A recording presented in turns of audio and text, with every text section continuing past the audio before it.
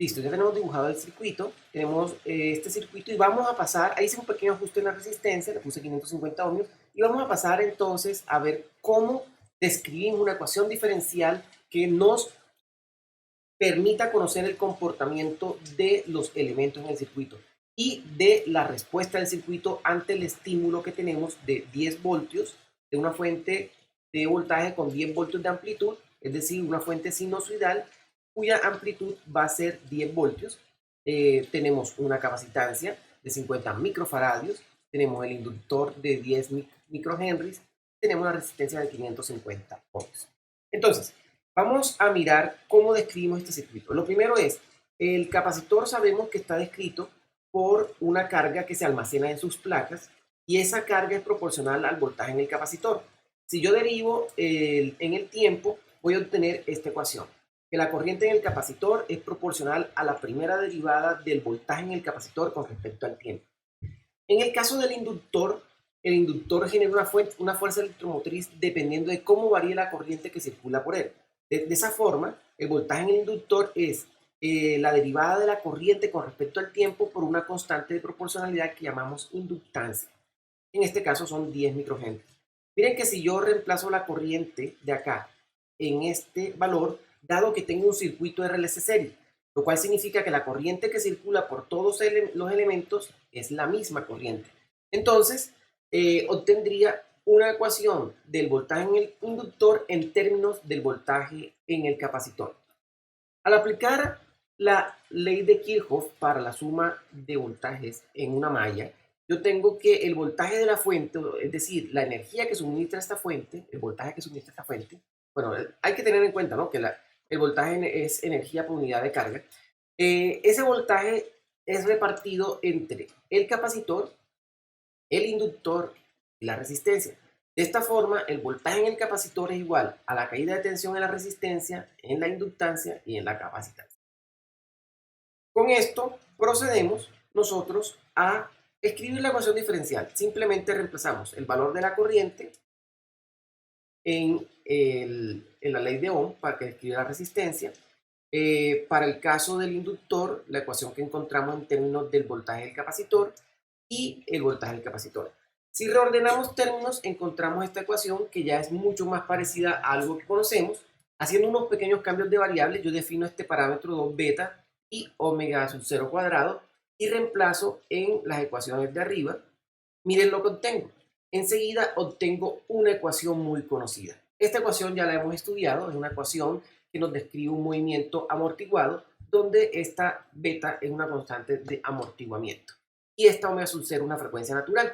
Entonces, sin tener que resolver la ecuación, ya hemos encontrado algo, que hay una frecuencia natural aquí asociada con el valor de la inductancia y la capacitancia. Vamos a proceder con el análisis. Entonces, el siguiente paso es cómo ocurre el transitorio. Con esto, aquí no voy a entrar en detalles. Para el transitorio, básicamente tenemos la ecuación esta que ya hemos resuelto y esa ecuación para el régimen, para la parte transitoria, se obtiene cuando escribo una ecuación de manera de ecuación homogénea, que sería esta ecuación de acá. En ese caso, la respuesta del sistema será una exponencial compleja con unos ciertos valores para las exponenciales. Esos valores van a estar dados cuando yo reemplazo el valor este de BC, lo reemplazo en la ecuación diferencial y hago las operaciones algebraicas, obtengo estas raíces para los valores de S. Y de acuerdo a los valores que obtenga, pues voy a tener comportamiento. Si el omega sub 0 es mayor que beta, tengo un comportamiento subamortiguado, es decir, que la amplitud decae en el tiempo. Si es igual a beta, entonces va a ser un críticamente amortiguado y en el caso de que sea mucho menor que beta va a ser un sobreamortiguado. Es decir, en todos los otros casos la amplitud va a decrecer rápidamente en el tiempo.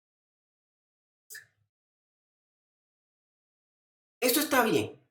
Sin embargo, a nosotros para este proyecto que vamos a ejecutar en el laboratorio no nos interesa trabajar con los regímenes estacionarios, ya eso los estudiamos en los anteriores proyectos. Ahora nos vamos a concentrar en estudiar una respuesta forzada que además nos va a llevar a unas situaciones donde hay resonancia. Y no, yo quiero ver esa frecuencia a la cual ocurre la resonancia y cómo es eso que se llama el factor de calidad. Entonces, la respuesta transitoria no es de nuestro interés. Vamos a concentrarnos en cómo responde el sistema cuando se estabiliza, es decir, tiempos muy largos después de encenderlo, comparativamente largos, es decir, cuando todos los voltajes y corrientes en el circuito están estabilizados y tienen una forma sinusoidal similar a la fuente, que tiene una forma sinusoidal. Entonces vamos a proceder a analizar estos elementos, es decir, cuando estamos en el estado estacionario. Entonces, volvemos a la situación. En el estado estacionario tenemos esto. El voltaje de la fuente es igual a una amplitud que varía sinusoidalmente en el tiempo. De tal forma que la corriente también va a tener una expresión sinusoidal. Y esa expresión sinusoidal va a estar dada simplemente por la misma frecuencia de la fuente de excitación, pero desfasada, un cierto ángulo. Ahora, nosotros podemos describir en términos de exponenciales complejas las funciones sinusoidales. Y esto porque las exponenciales complejas nos facilitan la descripción de estos problemas con circuitos, dado que es mucho más fácil tomar las derivadas y realizar las operaciones algebraicas cuando usamos exponenciales complejas que cuando usamos funciones sinusoidales. Pero ambas están relacionadas, ¿se acuerdan? Por la relación de Euler. Ahora bien, es importante mirar esto. El voltaje en la fuente, entonces, lo podemos escribir en términos, miren que estoy cambiando la variable, ahora le estoy usando una B mayúscula, pero sigue siendo la función. Es para acordarnos que estoy describiendo ahora en términos de exponenciales complejas. El voltaje de la fuente tiene una amplitud de 10 voltios, o sea, este V sub 0 sería el valor de 10 voltios que está acá. Y la corriente que circula por el circuito, o sea, esta corriente que circula por el circuito va a tener una cierta amplitud que desconocemos todavía, la vamos a calcular, pero por ahora la desconocemos, y esa corriente va a tener la misma frecuencia que la fuente de excitación, pero va a estar desfasada a un cierto ángulo.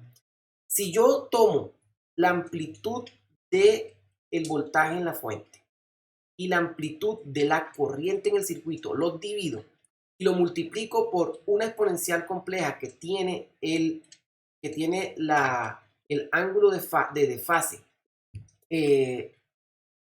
voy a obtener un parámetro que se conoce como impedancia.